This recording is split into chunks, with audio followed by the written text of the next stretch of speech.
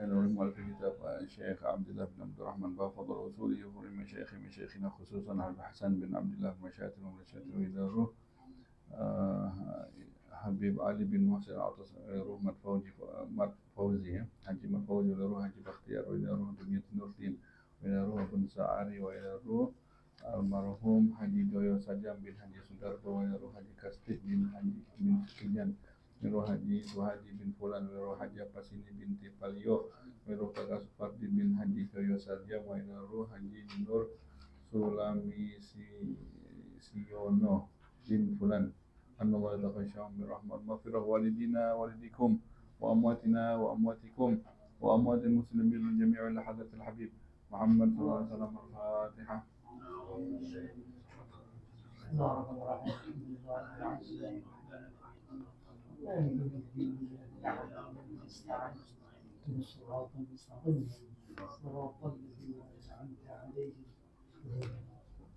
Bismillahirrahmanirrahim. Alhamdulillahirabbil wassalatu wassalamu ala sayyidil mursalin wa ala alihi wa sahbihi ajma'in. Qala al-musannif radhiyallahu anhu ila an qala faslun furudut tayammumi ya tandanya furudut tayammumi khamsatun al-awwal an-naqlu ath-thani niyatul istibahati wa yajibu qarnuha bid-darbi wa istidamatuha ila mashi wajhihi fa inna wa istibahatal fardi sallal fardha wan nafla aw istibahatan nafli aw salati aw salatil janazati lam yusalli bihil fardhu al-thalithu mashu wajhihi ar-rabi'u mashu yadayhi bimirfaqayhima al-khamisu at-tartibu bainal mashataini wa sunanuhu at-tasmiyatu wa taqdimul yumna wa a'la wajhihi wa takhriful khubar wal muwalatu wa tafriqul asabi'i fi darbataini wa naz'ul khatami ويجب نزع الخاتم في الثانية ومن سننه إمرار اليد على العضو ومسح العضد وعدم التكرار والاستقبال والشهادتان بعده ومن لم يجد ماء ولا ترابا صلى الفرض وحده وأعاد فصل سبحانك لا علم لنا إلا ما علمتنا إنك أنت العليم الحكيم سبحانك La nuhsi sana 'alaika anta kama asnaita 'ala nafsika falakal hamdu alhamdulillahirabbil alamin. Segala puji hanya untuk Allah Subhanahu wa taala. Melanjutkan daripada pembahasan kita masih dalam kitab Al-Muqaddimah Al-Hadramiyah.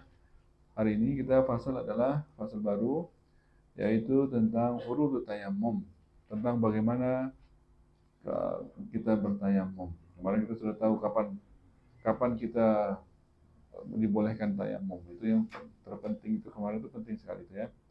Artinya kapan saja ketika hal-hal tersebut kita maka beralih ke tayammum atau wudu juga tayammum juga tuh kemarin itu kan. Kalau kita cantengan atau gimana kan, maka wajib kita wudu juga, tayammum juga. Maka ini sekarang udah kita bahas lagi. Yang kita bahas adalah kalau kita memang sudah tayammum maka bagaimana cara tayammum? Ini dia. Faslun furudut tayammum khamsah. Maka tayammum tersebut yang wajib dilakukan ada 5.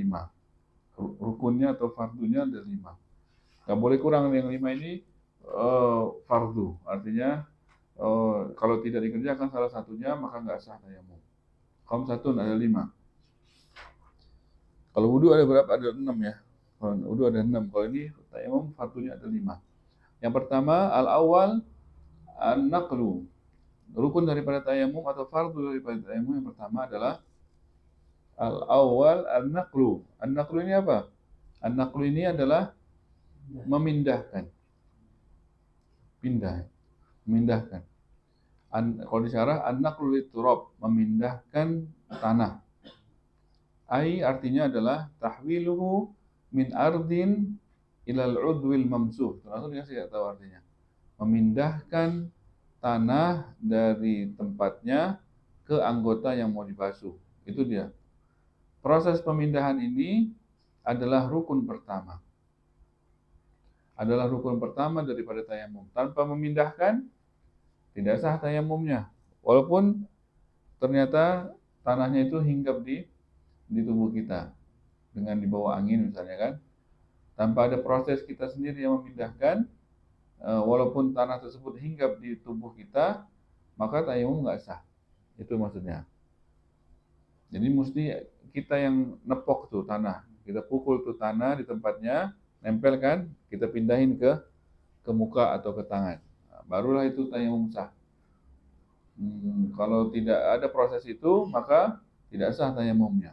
Itu pertama, proses pemindahan tanah, an-naqlu. Yang kedua, asani, rukun yang kedua adalah niyatul istibahah. Yang kedua adalah niat. Tayamum sebagaimana wudu mesti niat. Bagaimana niat tayamum? Niatnya itu disebut di mata dengan niatul istibahah. Nawaitu al istibahah. Itu niatnya itu niat yang di matan itu. Cara niat tayamum adalah nawaitul istibahah. Apa arti istibahah? Istibahah asal katanya mubah.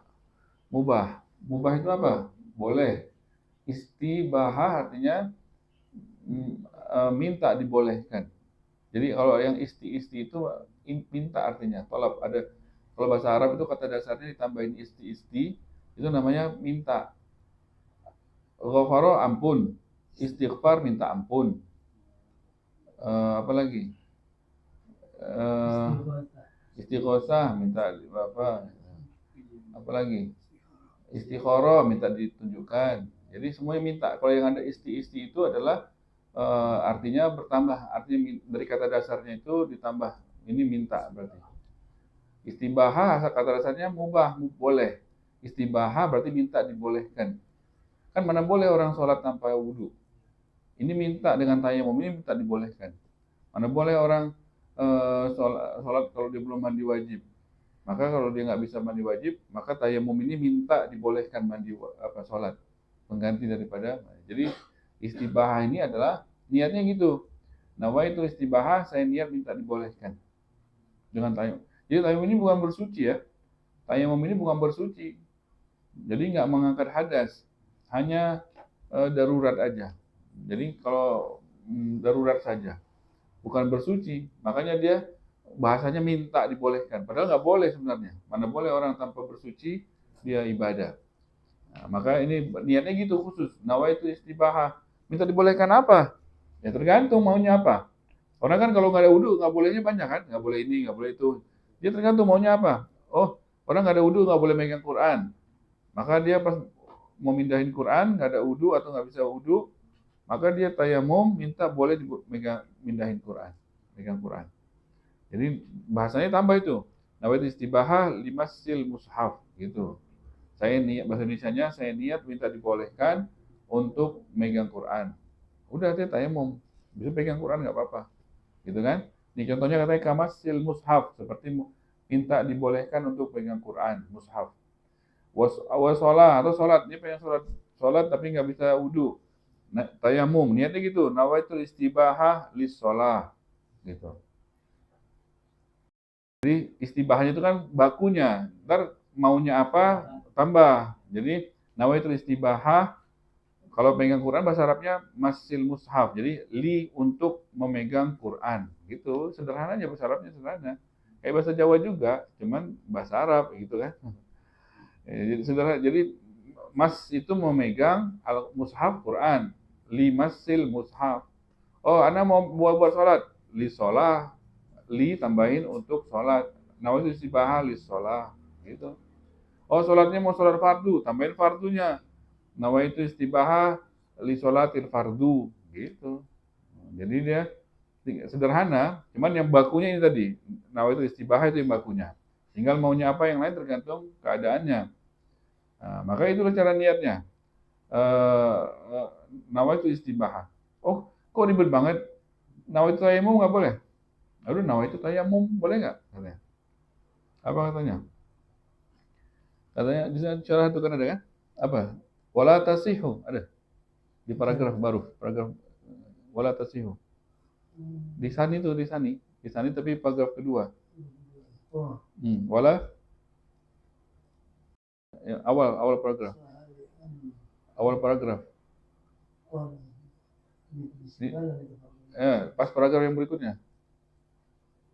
Sani mana sani? السلبية الاستباحة. Paragraf barunya bawah. Nah itu. نعم نوى بفرض. Oh nawa. Oh beda ya. نعم إن نوى به فرض. Naam itu. Oh sebelumnya dikit. Wala tasihu. Apa katanya? Wala tasihu niyatut tayammum. Enggak sah kalau tayamum. Wala tasihu niyatut tayammum tuh. Enggak sah kalau kita tayamum niatnya nawaitu tayammum, enggak sah. Wala tasihu niyatut tayammum. Jadi kalau kita mau tayamum, nawaitu tayammum itu bahasa Arabnya artinya menuju. Saya niat menuju. Apaan?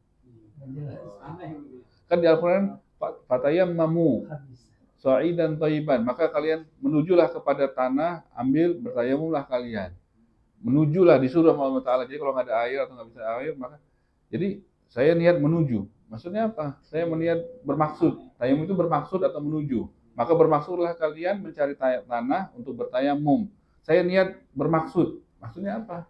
Nah, ya kan? Jadi kan nggak cocok artinya. Maka wala tasihun itu tayamum. Nggak sah niat tayamum. Niat tayamum nggak sah. Jadi yang sah tadi tuh saya niat minta dibolehkan sholat, bolehkan apa itu niat tayamum.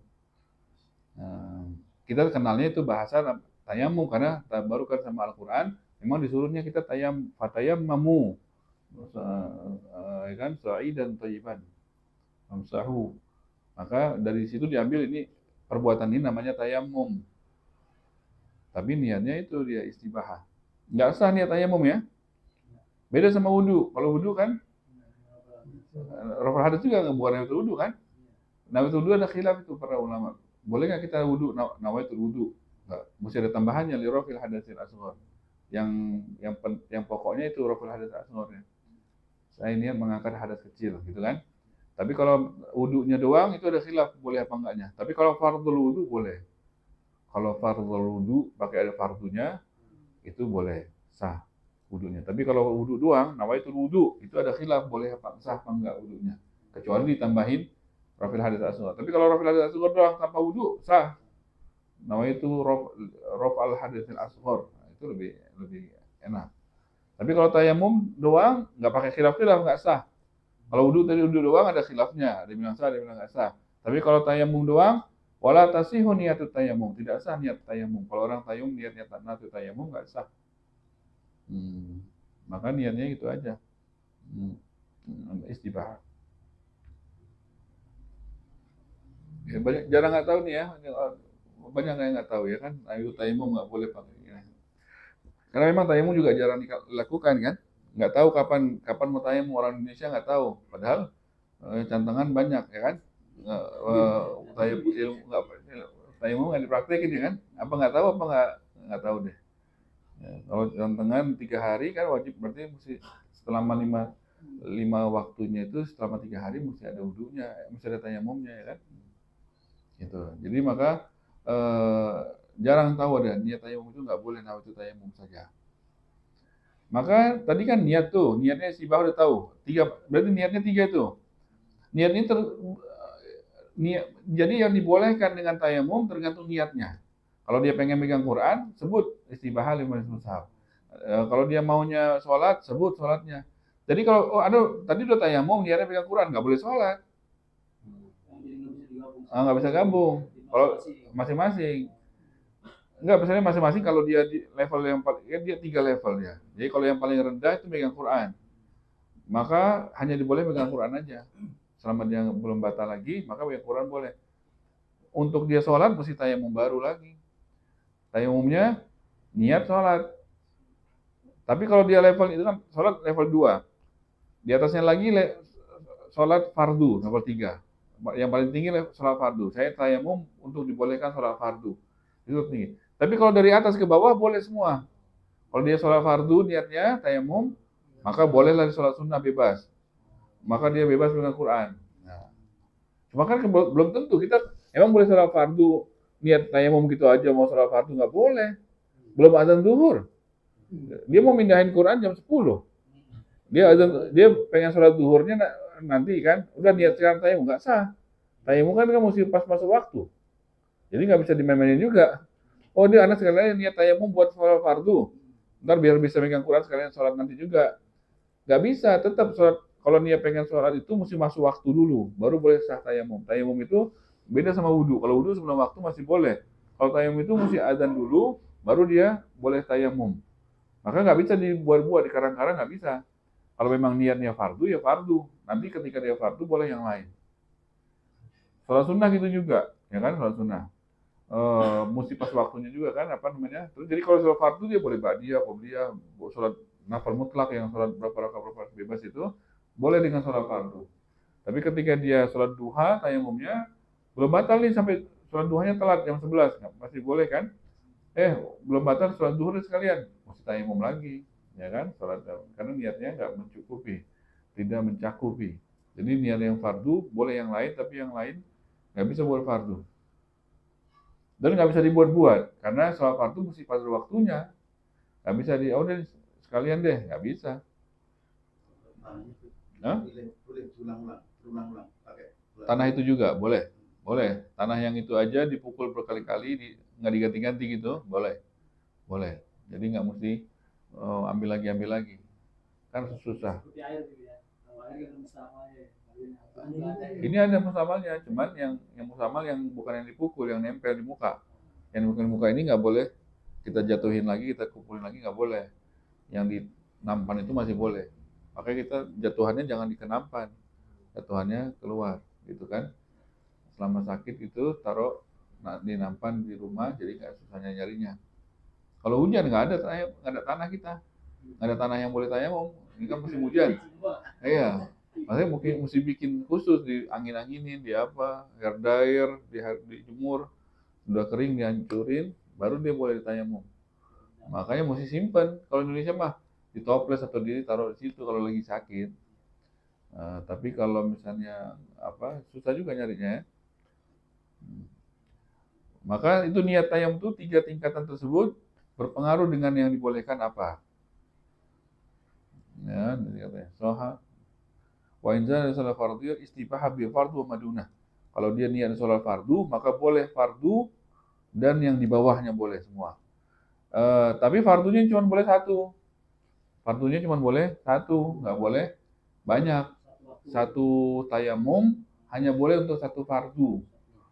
Ya, jadi kalau dia niat tayamum fardu itu cuma buat itu aja. Ntar, ini maghrib belum batal sampai isya. Udah langsung sholat nggak boleh.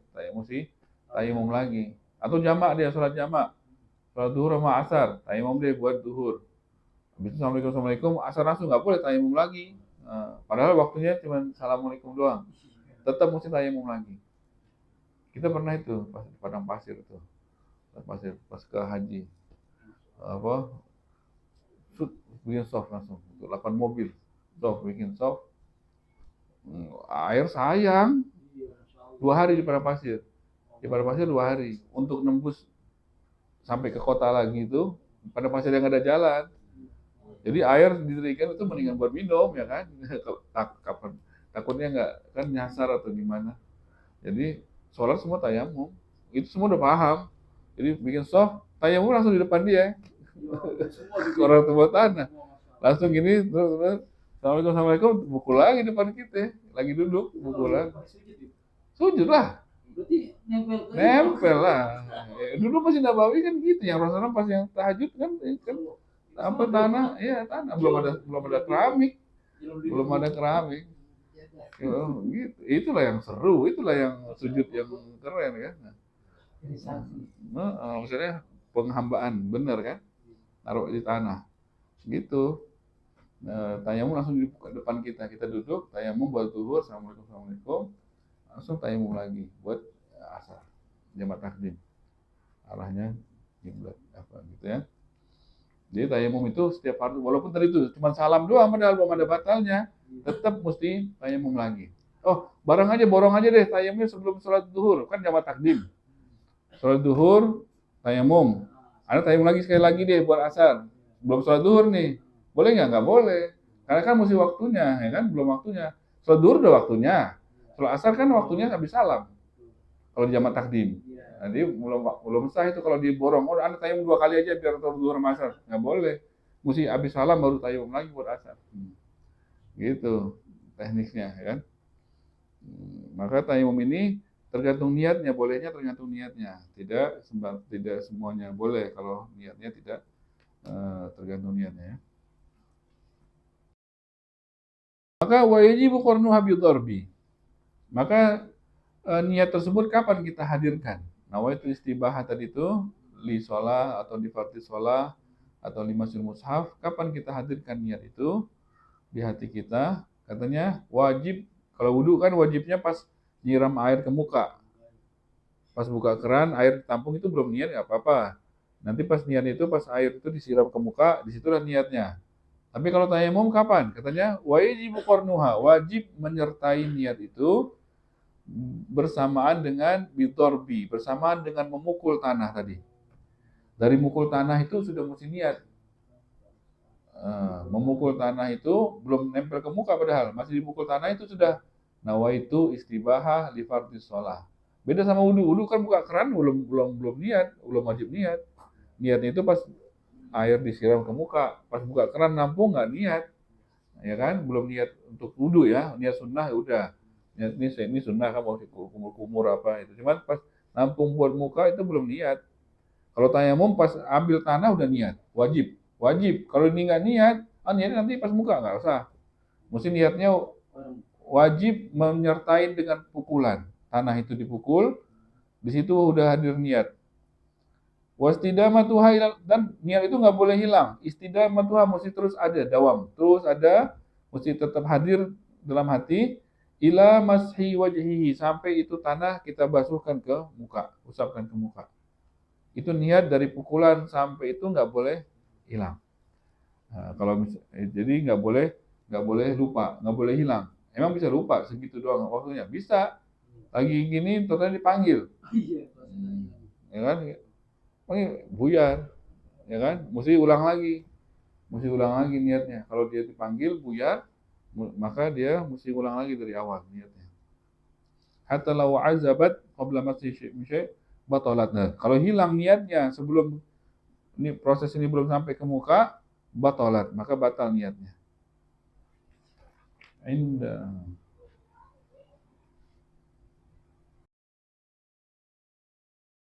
Kalau nampala fa'ahdas. Atau batal katanya. Habis dia baru angkat tanah, baru pukul tanah, contohnya kentut misalnya pertengahan. Batal niatnya.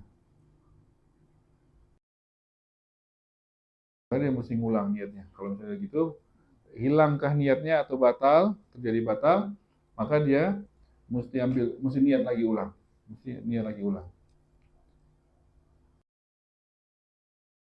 Niat ulang lagi, maka baru dia basuh lagi ke muka. Nggak boleh hilang niatnya. Majadada niyah qabla al-mashi soha lihusulin naqli thaniyan ma'an niyah. Atau itu. Ya. Fa inna wa istibahat al-fardi. Maka ini pengulangan. Tadi kan disyarah udah disebut. Kalau dia niatnya istibahat al-fardi, minta dibolehkan sholat fardu. Sholat fardu wan nafla, maka boleh dia sholat fardu itu dan sholat sunnah bebas. Itu dia. Sholat fardu wan nafla, maka bebas dia boleh sholat fardu satu, kemudian sholat sunnah banyak bebas tanpa tayamum lagi. Awis tibahatan nafli, kalau dia niatnya cuma buat sholat sunnah nafli, awis sholat, atau dia cuma niatnya saya nawaitu istibah sholat gitu, saya minta niat dibolehkan sholat, nggak dirincikan sama dia sholat fardu kah, sholat sunnah kah, sholat aja. Saya niat untuk dibolehkan sholat. Dia nggak menghadirkan fardunya, maka fardu nggak boleh. Fardu itu kalau memang niat fardu mesti sebut fardunya. Jadi sholat ini kan bisa fardu bisa enggak. Kalau ini mesti jelas. Jadi kalau dia cuma niat sholat doang minta dibolehkannya, maka fardu tidak termasuk. Au sholatil jenazah. Kalau dia ini minta dibolehkan sholat jenazah, sholat jenazah mesti wudu juga. Maka tidak boleh fardu. Sholat jenazah kan fardu kifayah. Walaupun jadi sholat jenazah boleh, cuman yang lain fardu, yang lain nggak boleh. Lam yusalli bil fardhu. Tiga itu. Kalau dia niat sholat sunnah atau sholat saja tanpa fardu atau sholat jenazah, maka lam yusalli bil fardhu, tidak boleh sholat fardu dengan tayamum itu, mesti tayamum baru. Nah itu ya masalah niat. Kemudian pas mukul yang kedua untuk tangan nggak perlu niat lagi, nggak apa-apa. Niatnya itu kan cuma pas mukul pertama untuk sampai muka itu hadir, udah nempel di muka udah. Habis itu dia nggak hadirkan niat nggak apa-apa lagi. Pas mukul yang kedua sama tangan nggak mesti. Kaki apa nggak perlu lah. Muka sama tangan aja. Kalau sholat qada, sholat lagi. Satu-satu. Kalau sholat qada ya fardu itu satu-satu. Hah? Fardu satu-satu itu. Kalau sholat qada tayamum lagi. Ya kan? Yang ketiga, rukun yang ketiga asal itu mashu wajhi. Maka ya rukun pertama tadi itu memukul tanah, ambil tanah, yang kedua niat, yang ketiga adalah membasuh wajahnya, membasuh wajahnya dengan itu. Seluruh wajahnya mesti terbasuh. Nyampain ke tanah. Hati-hati nih, tanah kan sama air beda. Air mah jalan sendiri. Kita giniin, udah kena semua. Tanah kita giniin, coba nggak bakal ngalir. Mana bisa jalan sendiri, mesti bantu sama tangan. Tangan yang penuh sama tanah inilah ikut lekukan muka. Ini bawah hidung nih sering nggak kesentuh nih. Bawah hidung lekukan muka, ini bawah mata. Itu kalau nggak bantuin nggak bakal bisa jalan sendiri ya tanahnya. Maka tayamumnya nggak sah. Jadi lekukan muka mesti diikutin oleh jari sehingga tanah menyeluruh ke seluruh bagian muka. Kalau air mah gampang, tinggal gitu udah kena semua basah. Maka ketika kita membasuh muka kita, perhatikan semua jari-jari mesti menyentuh ke permukaan muka semuanya, khususnya yang bawah hidung, ya bagian sekitar ini mulut, ya di kelopak mata, itu susah itu. Kalau nggak dipastikan jari kita ke situ, maka nggak bakal tanah itu nempel ke situ. Maka seluruh muka wajib dibasuh dengan tanah itu.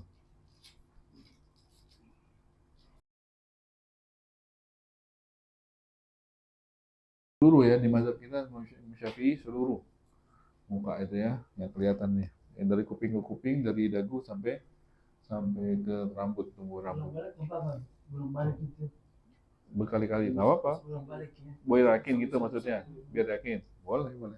Jangan sambal nih. Hah? Enggak, selama belum copot. Kalau dia copot, udah. Masih dia nempel, masih boleh diusap gitu kan, supaya yakin, boleh. Jadi apa namanya tadi? Kalau di mazhab Imam Abu Hanifah, pokoknya nggak mesti seluruh sebagian besar muka cukup.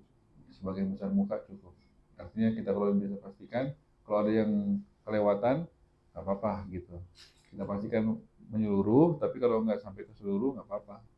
Mazhab Imam Abu Hanifah. Tapi kita kan mazhab Syafi'i seluruh. Ya nggak boleh, kita kalau mau pindah gitu kan, mesti jelas. Ini kan cuplikan. Kalau mau pindah mesti pelajarin yang benar. Gimana di sana gitu. Niatnya gimana? Nggak boleh, ini aja, yang ini aja nggak boleh, ini aja. Boleh, mazhab Abu Hanifah benar, semua mazhab benar ya kan, yang 4 itu. Imam Malik cuman nggak boleh comot-comot secara utuh. Nggak ada bukunya ya? Ada nggak buku fikih di Indonesia? Nggak pernah dengar ya, nggak pernah di toko buku juga. Ada perbedaan mazhab, ada itu yang Mizan Kubro, cuman itu bukan khusus ya, hanya beda-bedanya aja, beda-beda Mizan Kubro. Di sini boleh, di sini nggak boleh, ini gitu doang. Bukan khusus kitab ini khusus kitab Imam Syafi'i, ya kan? Nggak pernah lihat kita ya. Adanya di daerah sana, daerah mereka lah. Di Afrika itu Maliki. Kalau mungkin Abu Hanifah di India kali ya. Hambali juga di India banyak. Imam Hambali itu kan itu yang mentorok ke sholah amdan fakot kafar, yang hadis. Amdan. Iya. Bukan amdan. man taraka sholat amdan faqad kafar hadisnya. Tadi Jumat di Al-Hawi khutbahnya itu.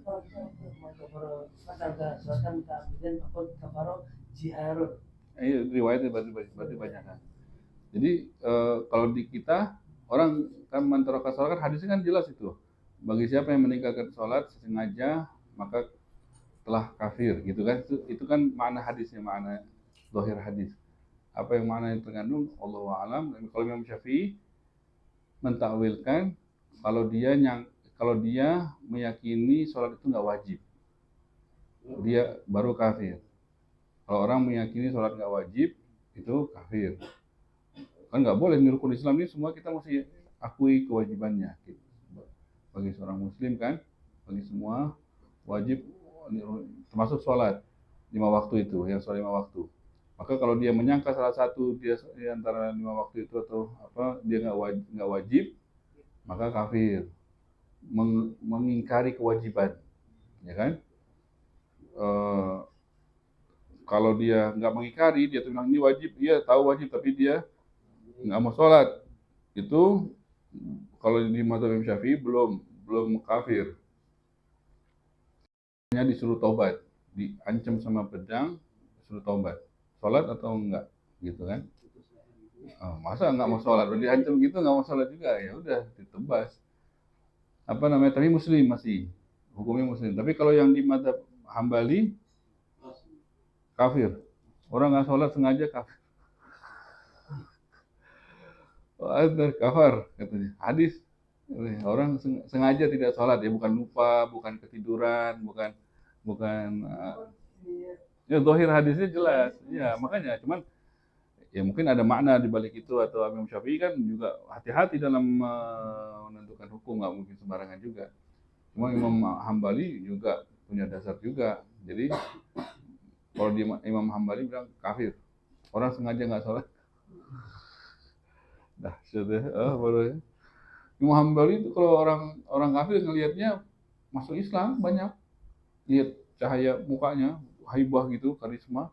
Itu kalau lagi begitu orang masuk Islam, saking kuatnya, soleh banget, takwa banget gitu.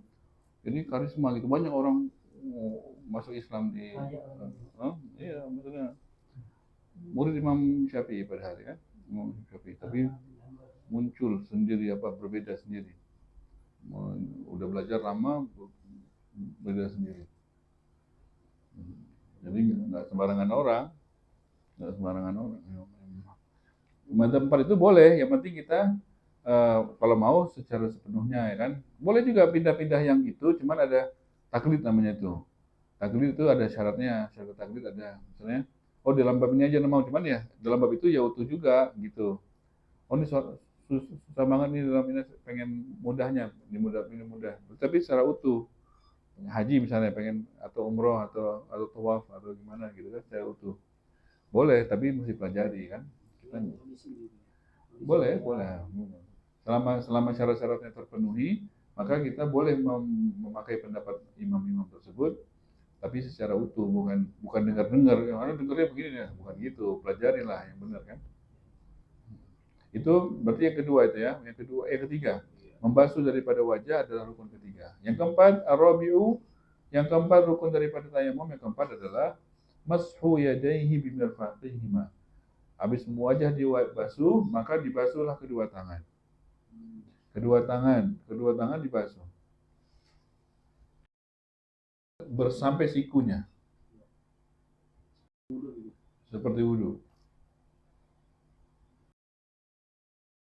Ini mau memukul 2 kali nggak ada ya?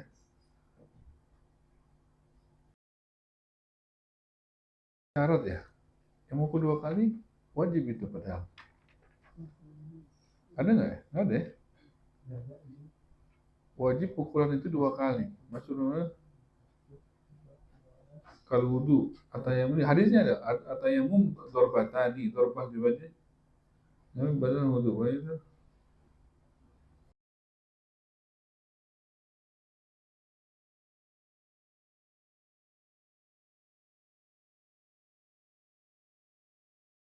Mana ya? Itu ya, masih ada itu. Apa kemarin syarat? Iya syarat ya.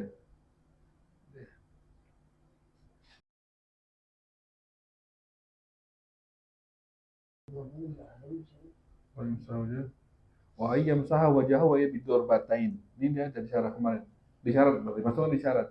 Yang kemarin pasal kemarin itu. Wa ayyam saha wajahu wa yadayhi bidorbatain. Syarat keberapa itu nggak tahu. Syarat ke-6. Syarat ke-6 mesti membasuh muka sama kedua tangan dengan 2 pukulan. 2 pukulan itu syarat. Bukan 1 pukulan minimal, bukan. Enggak, salah tuh kalau 1 pukulan dibenerin. 2 pukulan. Jadi 2 pukulan pengambilan itu adalah syarat. Nggak boleh 1 pukulan itu walaupun cukup untuk muka sama tangan, nggak boleh cukup 1 pukulan. Mesti 2 pengambilan, 2 pukulan. Itu berarti masuknya ke syarat bukan ke rukun. Di rukun nggak ada lagi. Berarti syaratnya itu mesti ada 2 kali tepukan. Ambil sekali buat muka, pukul lagi sekali buat tangan. Nggak boleh kurang dari 2. Lebih boleh, ini 2 kurang, tambah lagi, pukul lagi nggak apa-apa.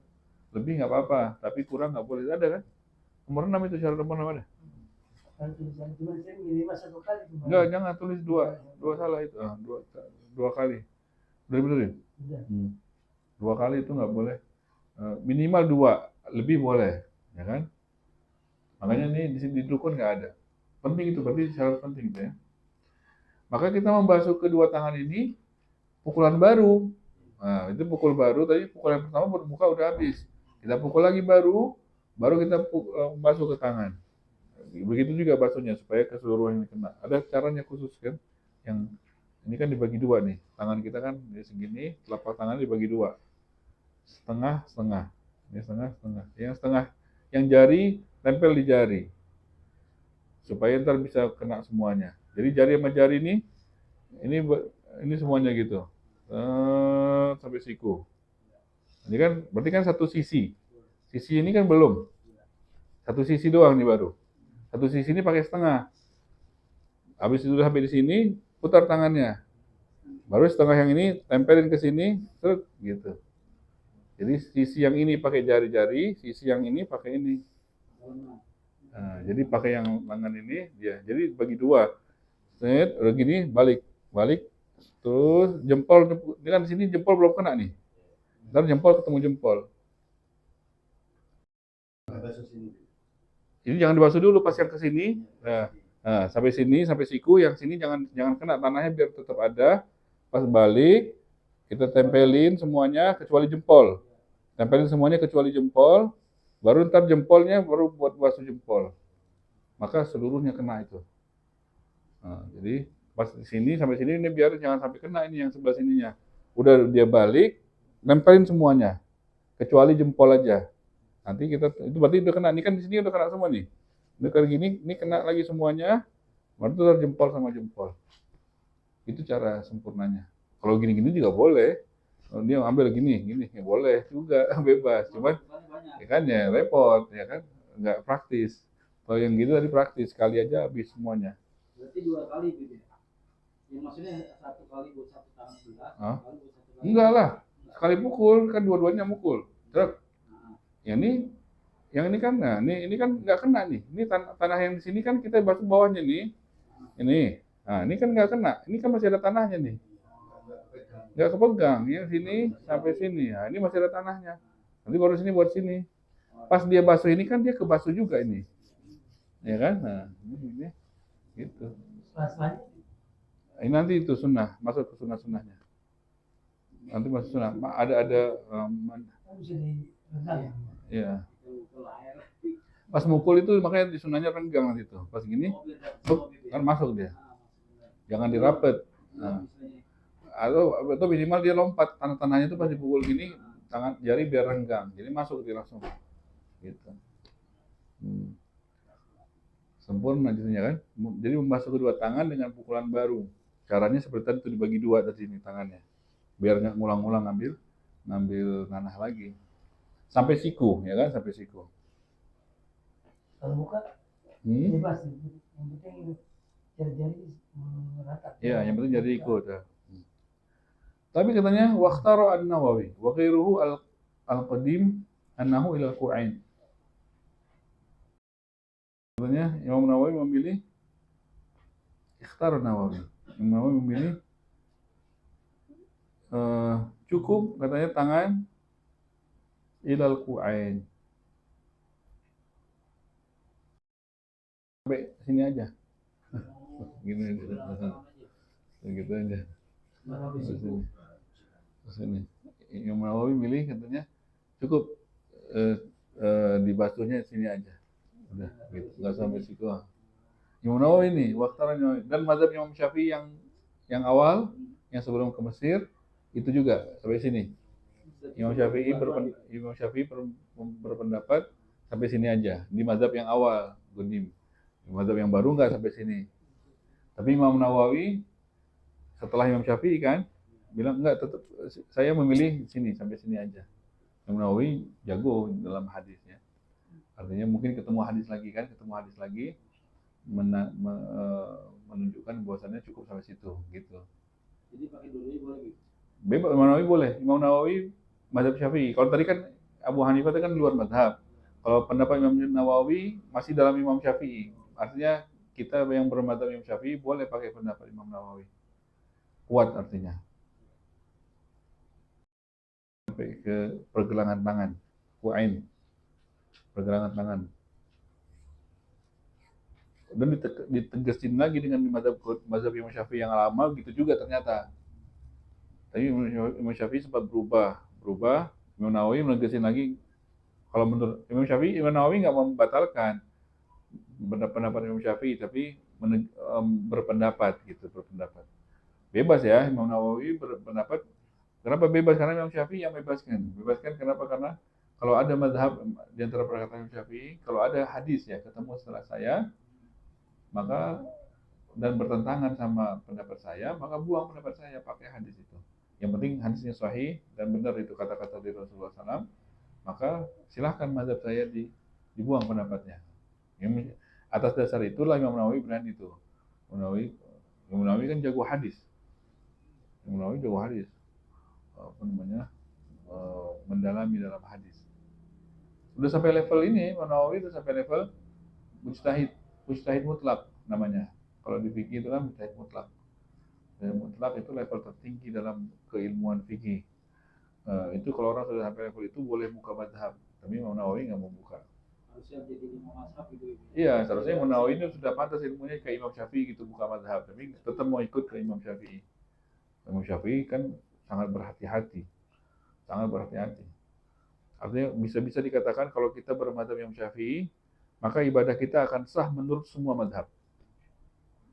Kalau bisa dikatakan lah gitu. Saking hati-hatinya Imam Syafi'i, bisa dikatakan kalau kita menjalankan mazhab Imam Syafi'i dalam ibadah syariah Islam, maka ibadah kita nggak ada yang bisa nyalahin. Oh, sah banget nih. Walaupun di mazhab dia, oh ini kalau gini sah banget gitu. Oh kalau gini sah banget gitu. Tapi kalau di mazhab yang lain belum tentu sah di kita. Maka kita lihat tuh kalau di haram kan, kok begitu ya kan gitu ya. Tapi kalau mereka lihat kita, oh ini sempurna banget gitu. Nah, wah, ini nggak boleh, ini batal nih gini.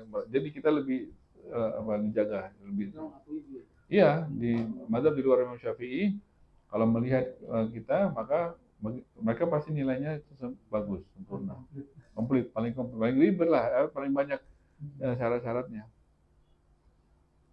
Maka Imam Nawawi ikut Imam Syafi'i, padahal sudah bisa buka mazhab sendiri. Di Indonesia banyak yang melakukan, tapi padahal dia bukan gitu kan, mazhabnya kan nggak boleh kan? Imam Syafi'i kan mereka begitu. Nggak tahu mazhabnya apa. Mazhabnya apa? Nggak tahu. Nggak ada nggak mazhab yang gitu, Anda nggak tahu. Kalau kita nggak batal. Mesti ada syahwat. Ya. Mereka batal itu kalau nyentuhnya mesti ada. Kan alami di sana juga kalau dingin luar biasa. Susah ambil dulu. Iya, mereka kalau nggak salah ya, nggak tahu di mazhab Malik mereka mesti ada. Kalau nyentuh doang nggak batal kecuali ada syahwat gitu. Cuman wudunya juga kan syaratnya banyak yang di luar kita ya. Kalau gini doang kepala nggak boleh, mereka mesti seluruh kepala. Jadi kalau wudunya wudu kita nggak sah tuh bagaimana? Kalau wudunya kita kan gini doang udah sah. Mereka mesti semua. Gini doang setengah ada nggak boleh. Jadi syaratnya ada yang lebih. Ada lebih di mereka yang kalau nggak sah wudunya. Tapi yang batalkan wudunya juga beda sama kita. Nah juga itu kalau jadi nggak batal tuh ya. Jadi gimana cara itu taklid bisa tuh taklid ya. Kalau kita pengen nggak batal wudunya gampang kayak kita, maka kita taklid tuh mazhab Imam Malik. Cuman wudunya kita mesti kayak dia. Nah, nggak tahu. Mereka nggak tahu. Mereka nggak mengiklankan apa ya.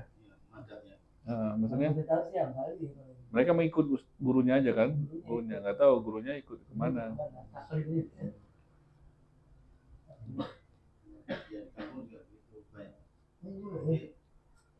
Berangkat dari rumah untuk sholat itu pegang lah yang di imam apa makmumnya orang NU ya pada nggak mau itu sempat geger juga ya dia juga pengennya jadi imam terus nah, dengan dari rumah lihat kan kita batal berjaringan kan batal menurut masa kita kan batal itu debat di kampung saya itu geger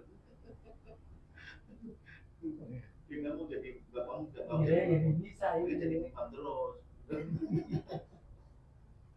Berarti kan kalau yang mazhab Syafi'i kan kalau menjalankan sesuainya kan berarti kan ya paling jaga-jaga kan, yang paling jaga-jaga. Ini nggak boleh, ini batal. Ini. Buktinya kita lihat mereka, oh kita ini nggak boleh nih, gitu kan? Mereka lihat kita pasti ya boleh banget, ya kan? Kalau kita mah sah banget. Kalau Pigi itu awalnya Pigi belajar ya kan pagi apa pelajar Tolib ya kan pelajar. Habis itu naik lagi mufti. Mufti itu dia berarti sudah belajar lama dan udah bisa mengeluarkan hukum-hukum dari kitab dan sumber. Sumbernya itu kalau zaman sekarang yang dipakai imam yang terakhir ulama Imam Syafi'i ya dua, Imam Ibnu Hajar sama Imam Romli. Semua yang ada di sini nih di semua kitab-kitab yang ada ini ya semua perkataan kalau nggak Imam Ibnu Hajar Imam Romli. Ulama besar terakhir yang bermadzhab Imam Syafi'i yang mendobrak gitulah, yang masyhur yang mendobrak ya dua imam itu. Jadi perbedaan pendapat itu pasti antara mereka berdua saja. Maka pendapat mereka lah yang kita pakai kalau buat hukum fatwa gitu kan. Kitabnya ada dua itu, ada yang Tuhfah itu yang 10 Imam Hajar nih. Ada yang satu lagi Imam Romli, nama kitabnya Nihayatul Muhtaj apa. Semuanya syarah minhaj. Ini Tuhfah syarah minhaj, Nihayatul Muhtaj. Minhaj itu kan ini kan matan, ini kan syarah. Matannya itu Imam Nawawi. Jadi kitab Imam Nawawi lah disyarah di dua kitab besar ini, gitu. Dua-duanya mensyarahkan kitab Imam Nawawi. Jadi Imam Nawawi itu yang dipakai buat matannya. Jadi kalau orang mufti itu udah bisa mengeluarkan hukum dari kitab dua ini, terserah mau yang ini atau yang ini. Kalau dia udah bisa, ada masalah ini, dan dia tuh bisa nyarinya susah kan 10 jilid. Jadi berarti dia udah pernah belajar berulang-ulang, jadi pas masalah gitu dia mesti oh kira-kira di juz sekian cari dapat gitu. Nggak mesti hafal, cuman bisa mengeluarkan gitu. Kalau nyari, oh Anda bisa bahasa Arab bisa cari deh. Nggak bakal nemu. Kalau misalnya modelnya cuma bisa bahasa Arab, nggak bakal nemu. 2 tahun juga nggak bakal nemu. Jadi yang benar-benar udah belajar getol dan berkali-kali, barulah dia bisa. Kalau kita guru-guru di sana tuh, oh ini lagi pembahasan masalah di kelas gitu kan, di Alagoh gitu, muridnya kan pegang kitab juga, walaupun kan udah senior berarti itu kan, kalau udah yang pegang kitab yang Imam Nawawi itu tertinggi tuh. Jadi ntar masalah itu apa ya, ntar gurunya lontarin gitu kan, masalah apa, gini. Ada yang tahu, mana katanya, tunjuk gitu kan, sini, dia kitabnya pegang sama muridnya, ya gurunya kan nggak pegang kan, mana masalahnya di situ, salah katanya bukan. Maksudnya dia nunjuk di halaman bagian sini gitu. Enggak, dia adanya di pojok sini, gini. Dia saking hafalnya nih, letak masalah itu nggak mungkin di pojok sini. Dia di pojok sini atau di sini. Jadi Saking hafalnya mereka juz sekian di halaman, walaupun nggak hafal seluruhnya, tapi tahu tuh posisi di mananya itu udah tahu. Nggak mungkin di sini, dia ada di sini. Jadi bisa salah, kalau dia mana coba itu tunjukin di sini, salah katanya. Bukan di situ, lain salah itu katanya gitu. Saking hafalnya.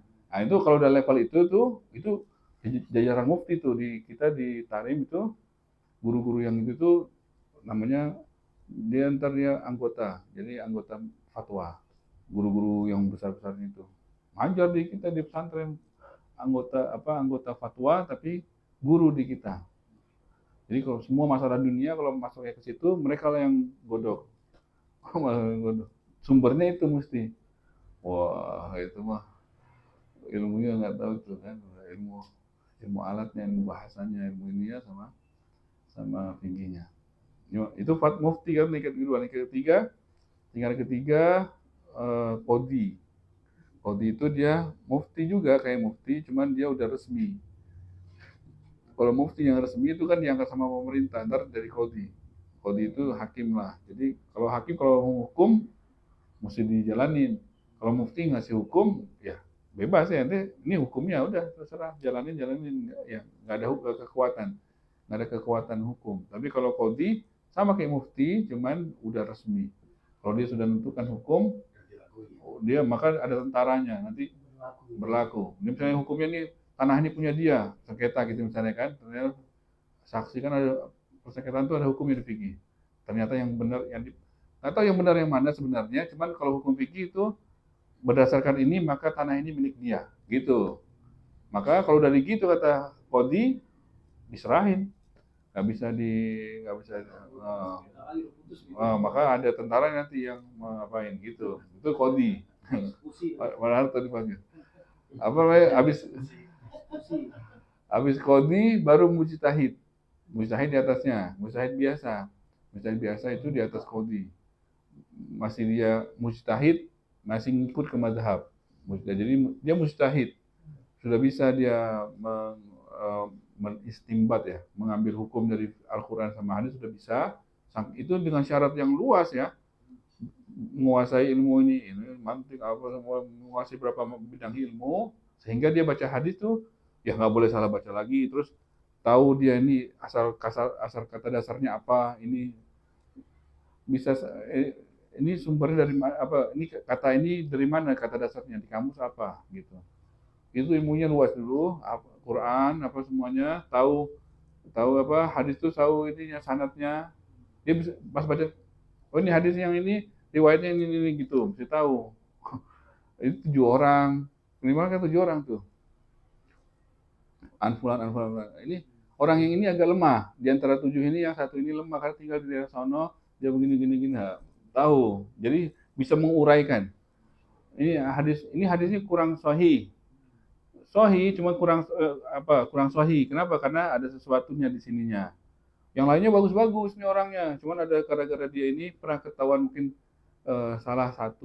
salah gitu dalam hafalan, maka lemahlah hadisnya. Gitu. Itu dia mesti bisa itu menguraikan. Jadi ilmu kan terbatas nih sebenarnya. Kalau dikumpulkan semuanya bisa. Mereka tuh mesti bisa, mustahil itu mesti gitu. Jadi hadis itu semuanya sebut aja lafal hadis, langsung dia bisa. Oh ini tahu, ini ada di kitab Bukhari, ada gini gitu. Itu mujtahid biasa, masih ngikut ke imam mazhab, belum keluar.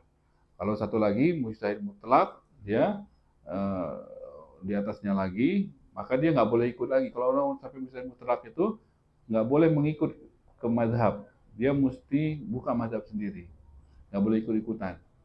Nah, maka itu kalau yang level gitu, maka Imam Abu Hanifah, Imam Syafi'i, Imam Malik, Imam Hambali itu seperti itu. Maka mereka nggak boleh ikut. Imam Nawawi pun sebenarnya udah sampai, cuman tabarukan sama Imam Syafi'i. Karena kan ngerti ya keluasan ilmu. Berarti orang yang luas ilmu kan ngerti orang nih. Wah, ngerti Imam Syafi'i berarti dahsyat gitu. Selevel Imam Nawawi mau ikut di bawahnya gitu kan. Nah, jadi Imam Nawawi mengakui keluasan ilmu Imam Syafi'i. Imam Syafi'i tiap hari ngulang Quran 1 khatam ya. Jadi hafalan Quran itu diulang. Jadi kalau mau tanya, nih, oh di halaman ini nggak ada bahas ini di Al-Quran. Di halaman ini nggak ada. Kalau tiap hari diulang, tergambar tuh Al-Quran digambar. Tiap hari dibaca. Jadi di halaman ini masalah tolak, adanya cuma di sini, di sini, di sini, di sini. Masalah cerai misalnya. Masalah ini adanya di Al-Quran cuma di surah ini, surah ini. Surah. Udah kegambar, orang tiap hari diulang. Diulang. Iya, udah. Ya, kalau kita muafa itu ya. Iya, Imam Malik. Hafalannya gampang banget Imam Syafi'i. Kopi pasti lah. Ya, melihat langsung hafal. Ada orang zaman sekarang gitu juga kan? Apa namanya? Kayak di Afrika, di Al Hasani, ketemu sama guru kita Hasan Salim Syatiri. Ya, orangnya di Indonesia sekarang. Indonesia lagi ada daurah-daurah gitu dipanggil-panggil di pesantren. Di pesantren Darul Habib Sukabumi itu lagi daurah jurumiyah, bahas jurumiyah sekali berapa pertemuan gitu. Dia Habib alim banget hafalannya cepet banget. Jadi katanya dia pernah ketemu guru kita Salim Syatiri, Salim bilang katanya ada ngarang syair buat teh kata Ibn Salim. Ya sambil ngobrol-ngobrol santai makan siang gitu ada teh. Anda punya syair bagus gitu tentang teh katanya. Oh, katanya, ayo kasih dong. Anda pengen dengar gitu ya. Berapa bait gitu, berapa baris. Gitu tentang teh. Muji teh lah kan. Kata dia, enggak. Anda pernah baca. Bukan karangan antum. Itu ada di kitab. Anda pernah baca. Katanya gitu kan. Misalnya kan nggak percaya, karangan aneh, belum dicetak katanya itu masih dalam pikiran, belum dibukukan. Nah, enggak katanya. Nih buktinya hafal, diulang lagi semuanya, berapa baris itu. Wah, iya juga ya kata misalnya kan, ya orang dihafal. Itu pernah baca kitab apa? Pokoknya ada katanya, Anda pernah. Akhirnya dia ngaku. Enggak katanya. Itu kami punya kemampuan sekali dengar hafal. Katanya bukan kita waktu itu karangan antum katanya. Kami punya kemampuan itu kayak Naruto ya. Sekali itu langsung ilmunya langsung. Kami punya kemampuan. Orangnya masih ada. Ini tergantung di Indonesia nih orangnya lagi di kemana-mana keliling. Hafal Zubat seminggu. Zubat itu 1000 sekian baris. Di depan kamar aneh, ada di kamar situ dia mondar-mandir, ngapain nih guru, ini kan guru dia belum nikah, itu dipanggil dia ngajar itu, ngapain? Ditanya sama yang, kita nggak berani nanya, ada yang senior nanya, katanya ngapal Zubat, dia kan mazhabnya Malik, nggak ada kitab Zubat nggak ada di mereka, itu kan Syafi'i, ngapal Zubat 1000 baris, cuman mondar-mandir seminggu, apa? Sebelumnya belum pernah dengar tuh kitab, dihafal cuman seminggu udah hafal. Ya. Jadi itu ya. Itu terakhir sebelum yang ini sunnah-sunnahnya terakhir adalah berurutan. Mesti antara basuh muka sama basuh yang rukun kelima adalah mesti berurutan. Muka dulu dibasuh baru tangan, nggak boleh dibalik. Kalau dibalik nggak sah. Yang berikutnya sunnah-sunnahnya bagaimana? Wallahu a'lam bishawab. Subhanakallahumma wa bihamdika asyhadu an la ilaha illa anta astaghfiruka wa atubu ilaik.